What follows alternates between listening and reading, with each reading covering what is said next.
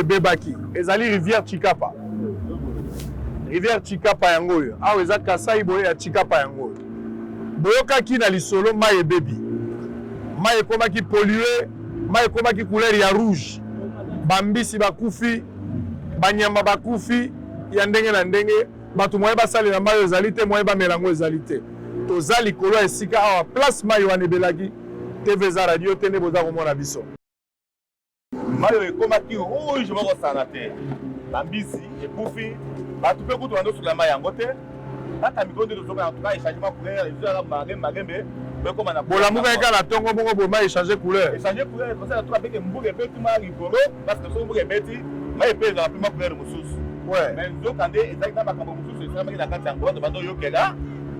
alors nde eye kosalaki mai oyo bolamuki na ntongo mbula ebetaki mbula ebetaki te mbula ebetaki mpe te mbula ebetaki mpe kutu te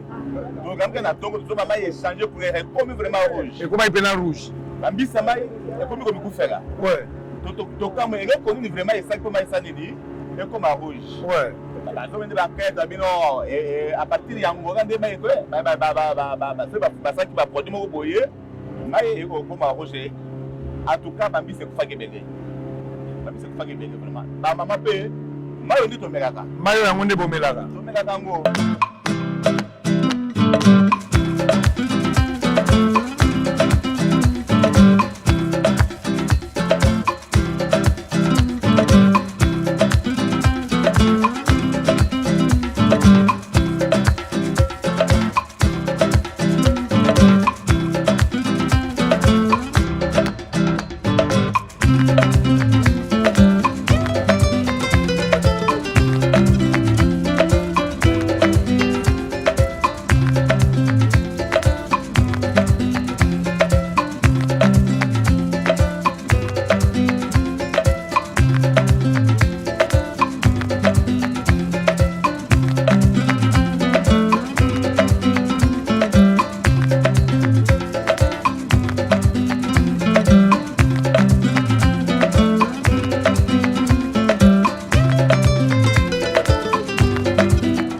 Nangai Honoré Oulamba,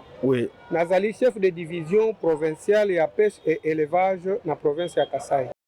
Le Cambo ezalaki que le 31 juillet, batu bazalaki na mai bamoni que mai est changé couleur et comme on dirait ezana makila et comme rouge. Ça c'était le soir. Dimanche le 1er août, nde moko ya chef de bureau ya division Nangai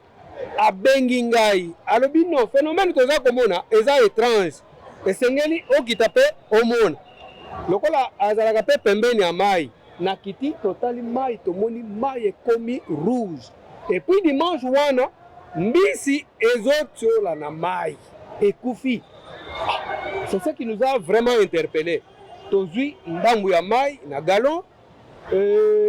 na matimba la moko na ministère provincial na biso le lundi pona koyebisa bango ke toza na situation difficile. Mais ndenge na monaki boye parce que na chiluba balobaka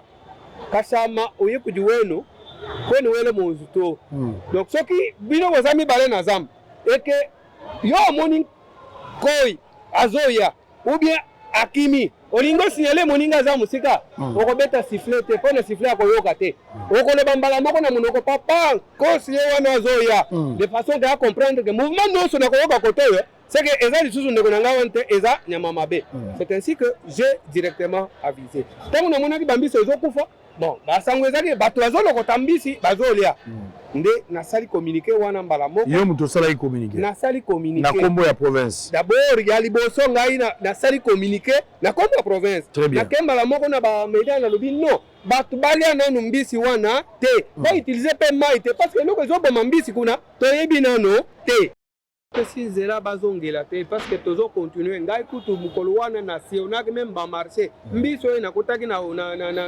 marché na zaki kokanga na détruire na kundi pe ba mbisi mususu na bureau na ngai kuna pour montrer aux gens que tolia te bambisi oyo pe bato ba utiliser mai te mais bato bango moko mbaza te parce que dernièrement bamoni que mai et fait éclaircir bango moko ndenge zo mona wana parce que là ce n'est plus en mon niveau. Information kendaki le gouvernement provincial a pris des décisions, ce n'est plus à mon niveau. Bango moko tango bamoni que mai et s'éclaircir ne bango bazo kitawana. Donc là mais on ne connaît pas la rémanence de ce produit-là. Très bien. Donc, jusque-là, parce que les résultats, on ne sait pas dire il s'agit de quel produit. Donc, parce que ça, il faudrait que le gouvernement central a s'impliqué. C'est quel produit? Et puis, produit, il concerne la rémanence, parce que tout le monde a comme pembe. Mais peut-être ça va continuer, donc, rémanence à produit, c'est ça notre peur.